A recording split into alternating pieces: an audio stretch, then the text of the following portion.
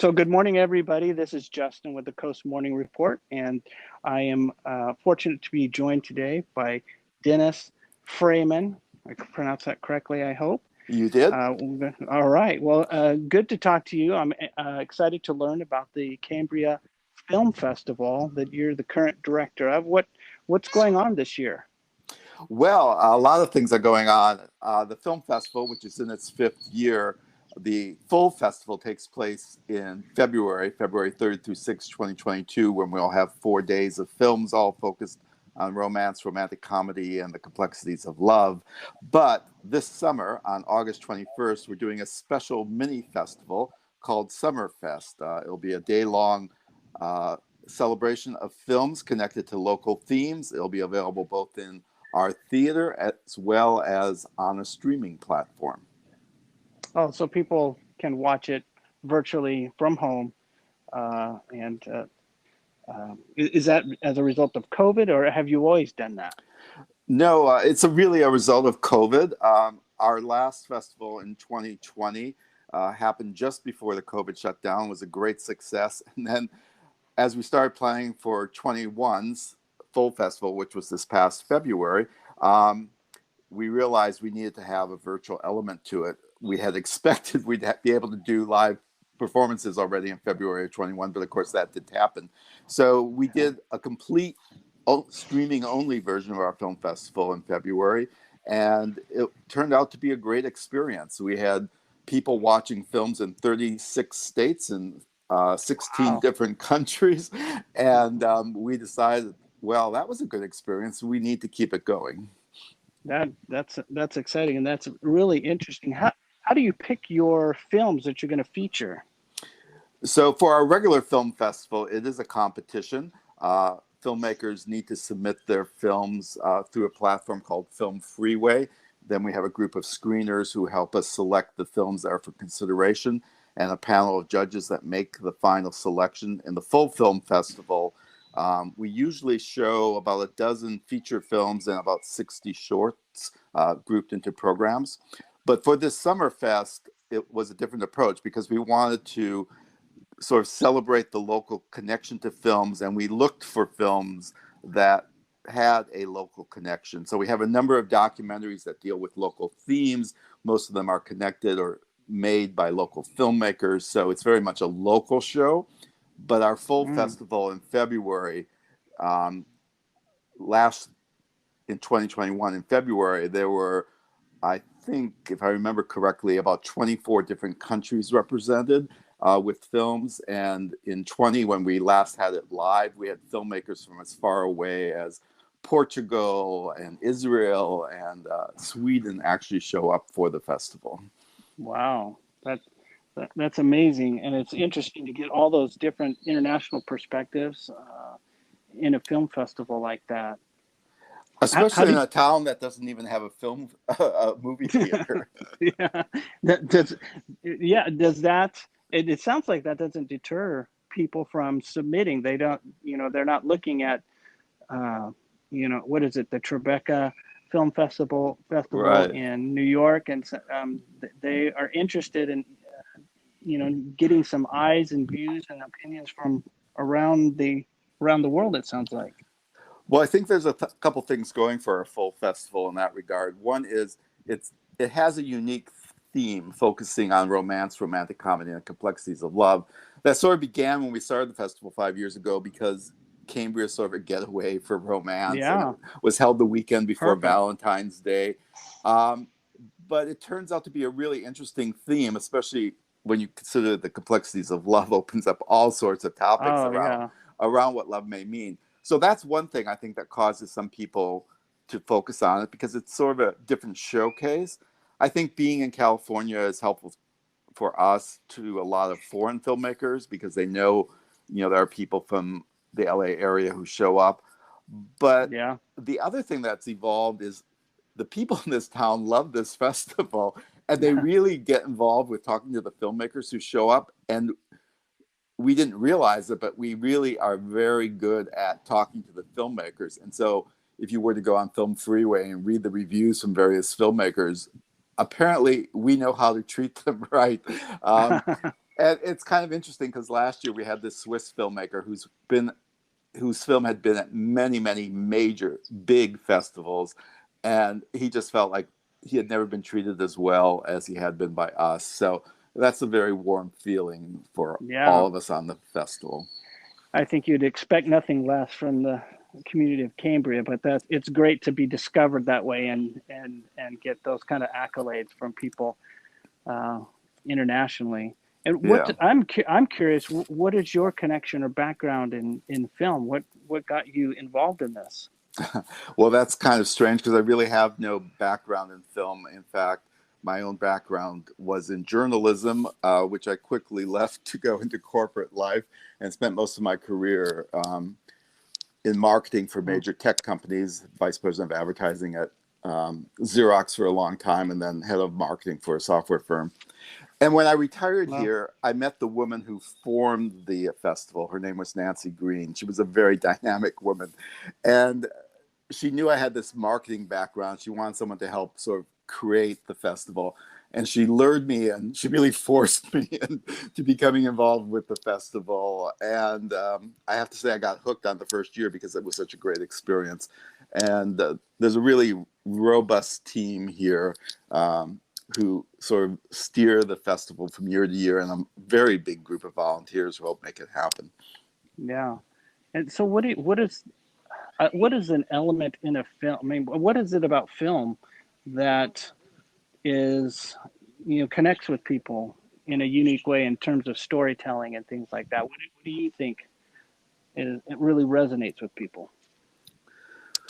Well, I think, especially as it relates to our film festival, the short films are what seem to attract the most admiration and interest by the local film goers. And I think it's both a unique perspective and a well crafted story that Mm. captures their interest.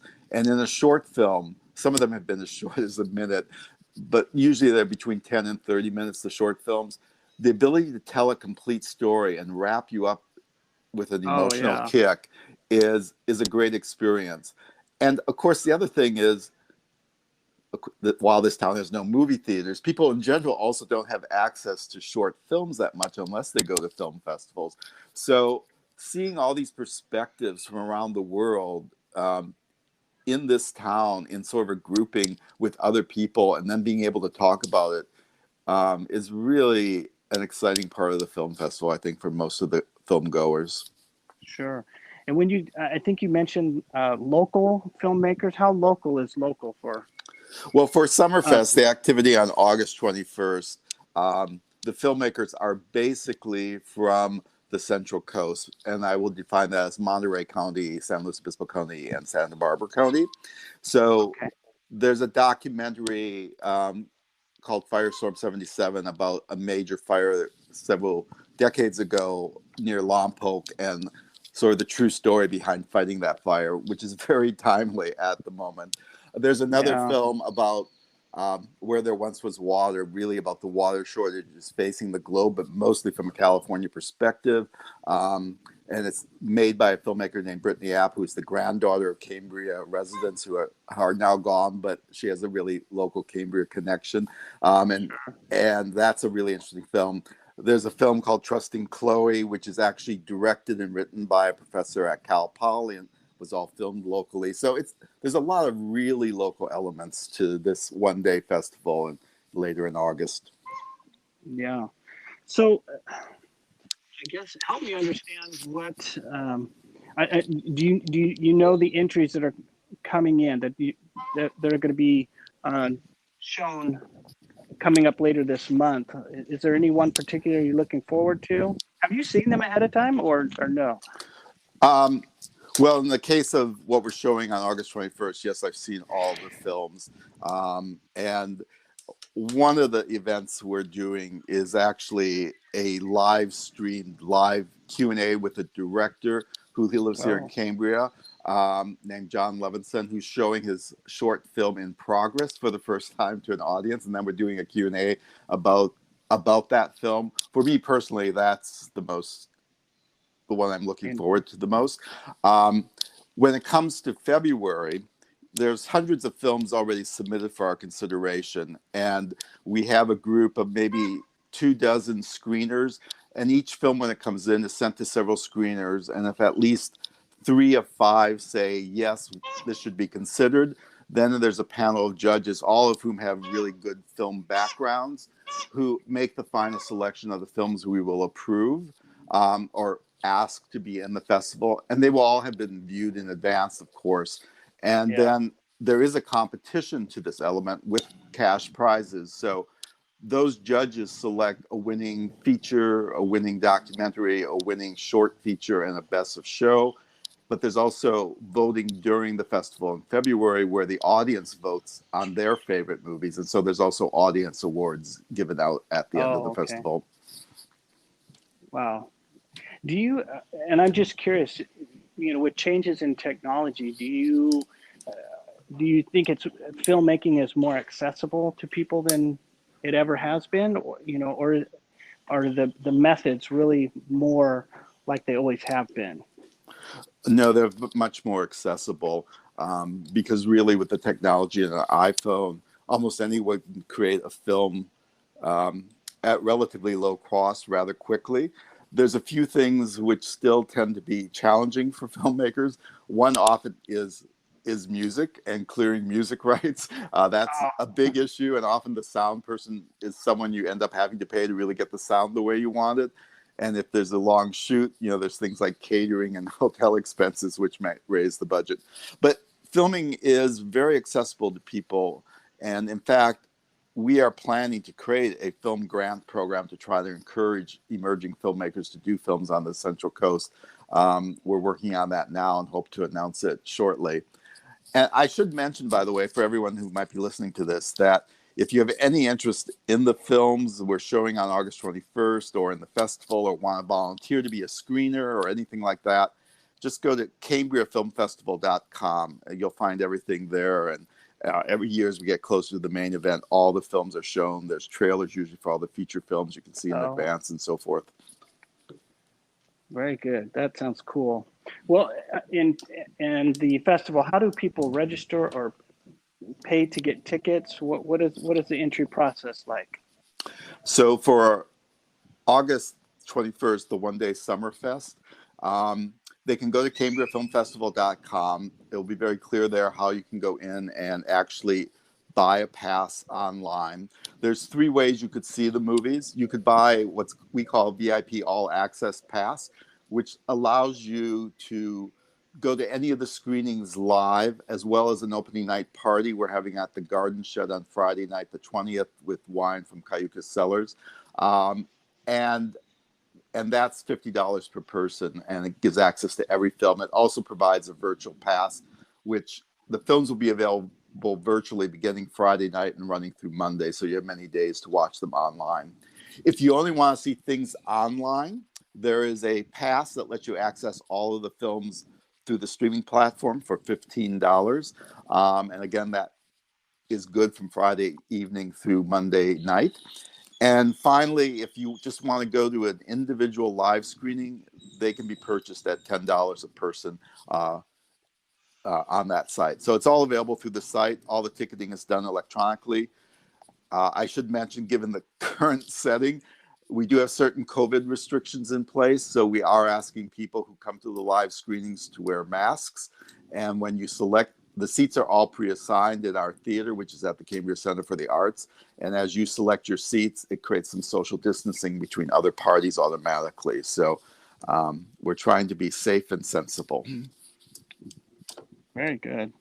Well, I will just direct and encourage everybody to go to the website then to sign up and get tickets and pick the way they want to view things. But it sounds like a great event. And the one day, have you done the one day in the past? Has that always been a part of the festival, or is that something new? It's relatively new. We did it the first time in last year in 2020 because we wanted to have an opportunity to test the platform we had chosen for the streaming. And in that year, it was only online. And we learned a lot from that. And honestly, the reason we're doing it again this summer is because we want to test things now that we're going to more of a hybrid model. like the ability to let people pre-select their seats in advance, Yeah. and how people react when you can do it virtually or in reality, so that we have better ability to project attendance when we come to February. So it's somewhat a learning lesson for us, as well as a great chance to focus on local films. We don't necessarily intend to continue doing it every year in the future. In past years, we've rather focused on having films every couple months in the theater as just special occasions, and we'll probably return to that long term. But in the meantime, this one-day festival has proven a good experience to help us learn things. Yeah, I can imagine. Well, I appreciate your time, Dennis. This has been a great conversation. It's fun to learn more about the Cambria Film Festival and everything that's going on. And I hope that this, helps put a little more of a spotlight on it and brings new viewers in who aren't familiar with it and gets the word out for you. Well, thank you for taking the time to interview me about this. I'm happy to do it. All right, Dennis, thank you.